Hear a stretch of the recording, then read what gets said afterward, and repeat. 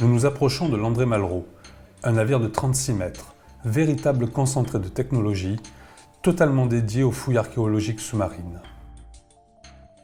À son bord, plusieurs tonnes de matériel, 5 membres d'équipage et 15 plongeurs. Sous l'autorité de Luc Long, archéologue sous-marin et conservateur en chef du patrimoine, tous se préparent à plonger vers le passé.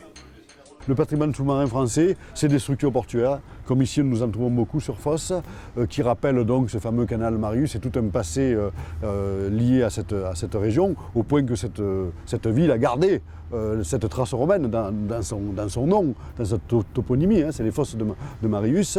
Et en même temps, c'est recenser toutes les épaves pour avoir une meilleure idée. Alors la concentration d'épaves nous indique que là, il y a évidemment un port important à toutes les époques, et à travers l'étude intrinsèque de chacun de ces chargements et de ces bateaux, on va avoir une fenêtre ouverte sur les échanges commerciaux, les échanges à l'époque antique, et reconstituer un peu plus ce puzzle qui est notre histoire romaine dans ce secteur.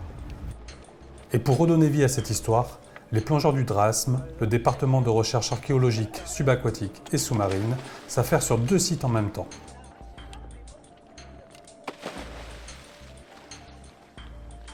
Ils enchaînent les explorations pour remonter à la surface les vestiges du temps. Parmi eux, Roland Anguimberti, ancien président et instructeur au club de plongée phocéen. Fos a des possibilités archéologiques absolument phénoménales. Tout le golfe de Fos est rempli d'épaves.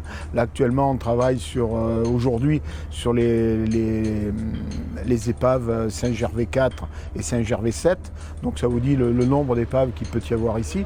Il y en a quantité qui ont été trouvées, dont certaines avec des amphores peintes et gravées. C'est phénoménal, c'est extraordinaire.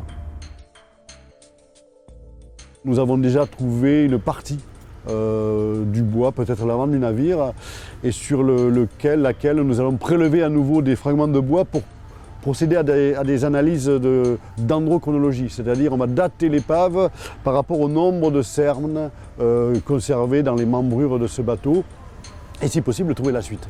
Ce que d'ailleurs on est en train de faire, puisque la première équipe vient de trouver une partie un peu plus importante que ce que nous connaissions jusque-là sur cette épave.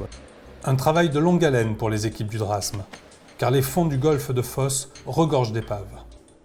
Pour l'instant, le mystère des fameuses fosses mariennes demeure irrésolu.